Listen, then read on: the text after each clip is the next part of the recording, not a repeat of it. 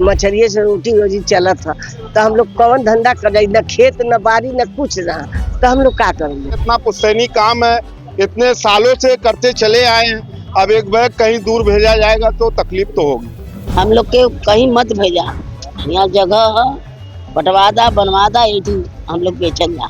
ये यही बदे सरकार बनल हुआ, गरीबन के मुआवत हम क्या और का करत। प्राचीन नगरी काशी एक बार फिर चर्चा का विषय बना हुआ है। आपको पूरी बात बताते हैं कि इस वक्त काशी में एक व्यापारियों के बीच में एक उथापल की भी स्थिति देखने को मिल रही है। वजह सिर्फ और सिर्फ ये है कि वाराणसी के नगर निगम में मिनी सदन में एक जो है आदेश पारित हुआ। वो आदेश ये था कि शहर के बीच में जितने भी मीट मांस और मछली की दुकानें हैं वो शहर के बाहर की जाएगी, उनके स्थान भी बता दिए गए।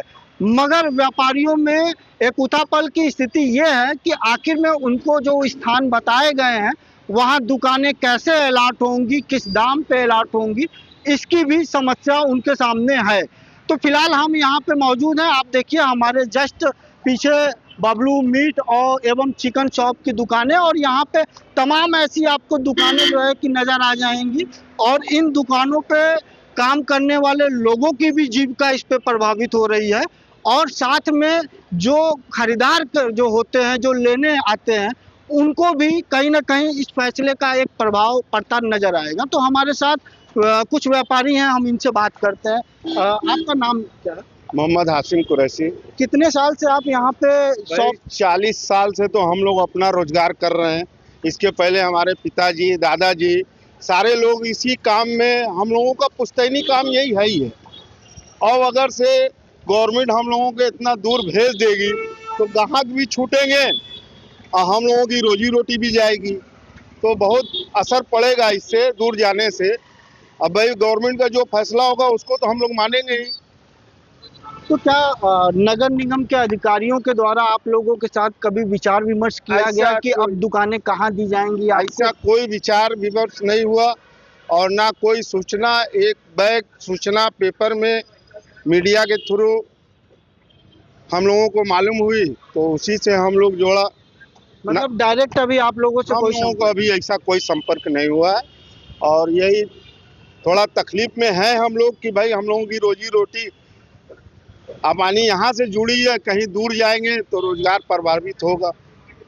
तो अब क्या, जब से आपको पता चला है तो क्या दुकान तलाश करना आपने शुरू किया? अभी तो कोई ऐसा तो हम लोगों के पास अमाउंट नहीं है कि हम लोग दुकान तलाशे। क्या समझ में आए भाई, 4 नौकर रख के अपना काम किया जा रहा है और उसी से दाल रोटी चल रही है। अब अगर से जो आदेश प्रभावित होगा उससे हम लोग बाहर भी नहीं है जो।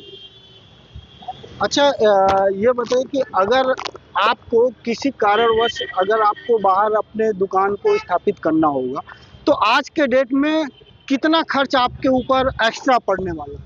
एक्स्ट्रा भाई 6 आदमी हैं तो गाड़ी है, पेट्रोल है, सब खर्चे बढ़ जाएंगे ना भाई। गाड़ी है, मोदी जी कह रहे हैं कि भाई पेट्रोल बचाओ, और पेट्रोल ही का खर्चा बढ़ने जा रहा है तो आदमी गाड़ी चलेगा तो तेल खर्चा होगा ही है।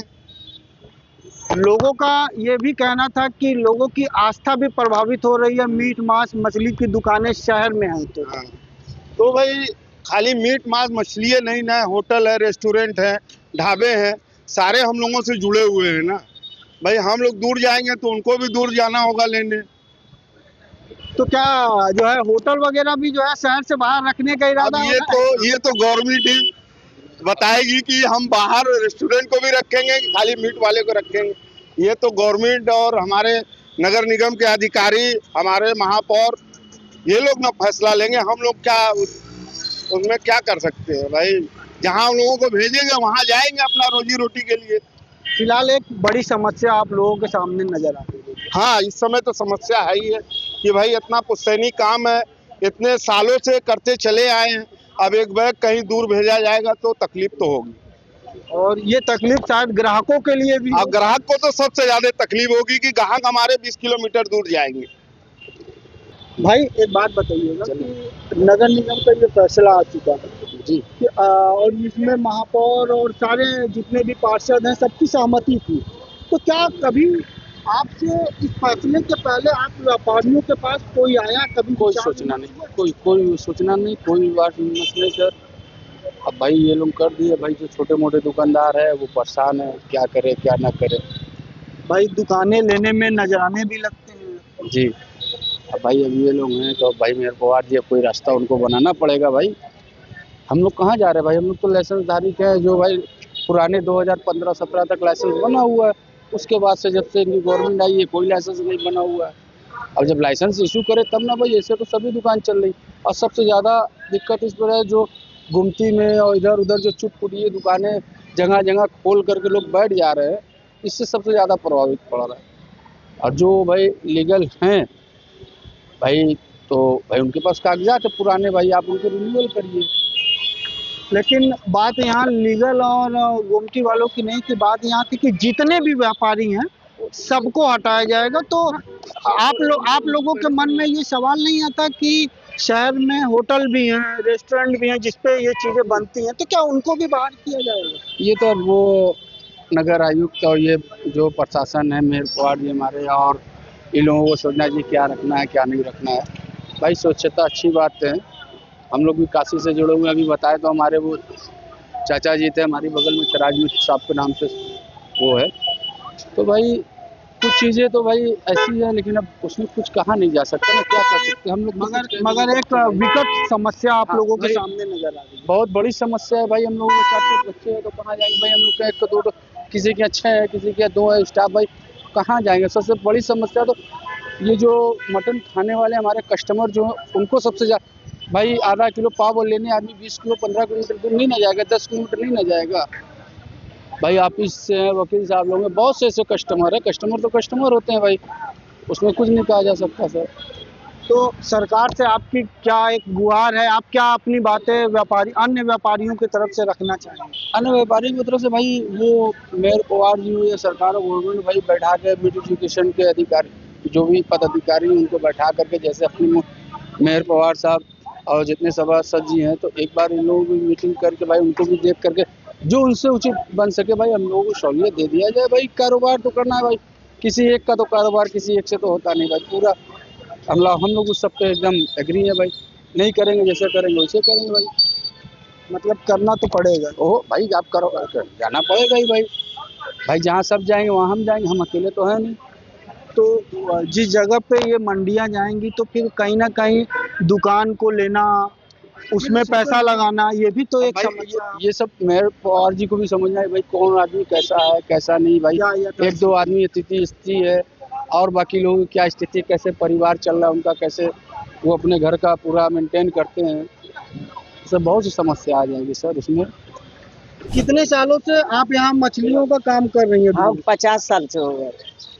और अब तो नगर निगम का आदेश आ चुका है कि आप लोगों की दुकानें शहर के बाहर लगाई जाए, तो क्या दुकानें आप लोग खोजने गई, पता करने गई, या किसी से पूछा आपने कि नहीं अभी तो हम लोग कुछ पूछे ना गए। हम लोग के तो यही चाहते कि हम लोग के यही ठीक बना के दे दे तो हम लोग बढ़िया चल बना दे, अपन नजराना ले।